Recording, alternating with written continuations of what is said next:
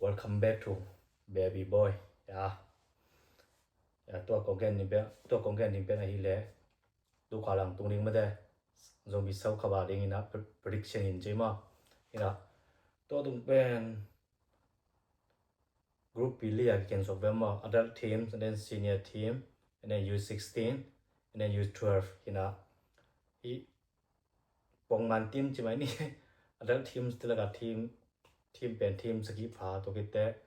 senior team เป็นทีม group and then U16 เป็นทีมลี and then U12 เป็นทีมนี้นะอีอุเรียนแต่ทีมเป็นปองมันทีมเป็น normal team ใช่มั้ยนี่มั้ย normal team เป็นอะไรทีมสกีฟ้านะตัวเป็น group นี้เป็นการแข่งเยอะมั้ย A และ B นะ A เป็นทีมนี้ก็ and then B เป็นทีมถุงเบกินะ I think ตัวละปนะนี่ตัวการีดา cross กันกี่โมงบ่ยังเห็นแต่มั้ยตัวกิเต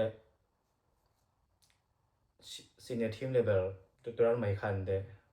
I don't know but U16 ต้องก็จีบ่ได้เก่งมั้ยไอ้จังนะตัวว่าเกยมอดันมั้ย prediction ของแกนนี่นะอามาซาเป็น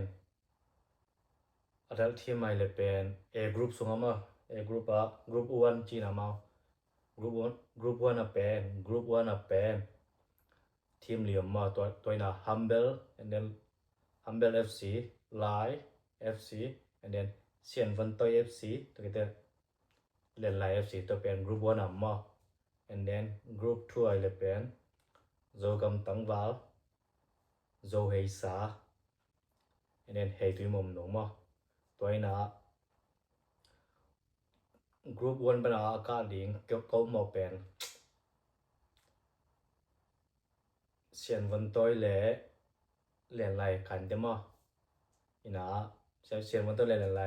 กาดิงเอามาไอ้ห่างเล่นไลน์ป้าบุงันเดม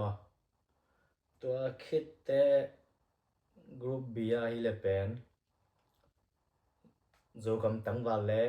เฮตุยมอมโนกาดิงหาละเมนินมาอีนะตัวฮีนะโจกำตังวาเลเฮตุยมอมโนเป็นมูนมาคดีฮีบางหางยามจิเลนงา MCC อากิมุติงเปียนมามีอลังเพลย์ติงแคมบูเป็นโจกำตังวาละตุนสุยเขียงมาตัวอีนะอมอตะเกแบบตัวกิคินะมูนมาคดีฮีบางยามจิเลตัว MCC อากิมุไลวัวอมอเกมมันโลมาอะไรฮับทับจังขอเลยนะตุนโจมิเซาเขาว่ากิมุกิไรเตอมอตะเกเป็นมูนมาคดีฮีนะอมอตะเกเป็นอาซาดิงเกียนเทโลอีนะไอ้จงอินนะเฮตุนจงไม่คันเต็มเฮตุนมวงจะไม่อีนะเฮตุนเป็นป้าบุงคันเตเนโจกำตังบาลินนะดูบุมาตัวเจ้าอันดันเป็นให้แล้วsemi final ละเซียนวันต้อยและเฮตุนมอมโนมาand then โจกำตังบาลินแลนไหนของฮิคาเตอินเดมาตัวบัลกิวมาตัวเจ้าจิพันนี่ตัวคิดแต่senior team เบลตำเทเก่งนะยัง senior team ปนาเป็นแชมเปี้ยนงาดิงมาเกยมาใช่ไหมนี่ไม่ต้องตำตลกก็ให้แต่ senior team ปนาทีมสมบัติหนิงเตะลิงนะ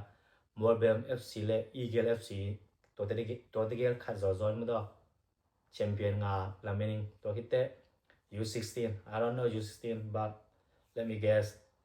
U16 level เล่นไลน์ไอเกลและลำทางเงินมาตัวเตะขัดสาสาย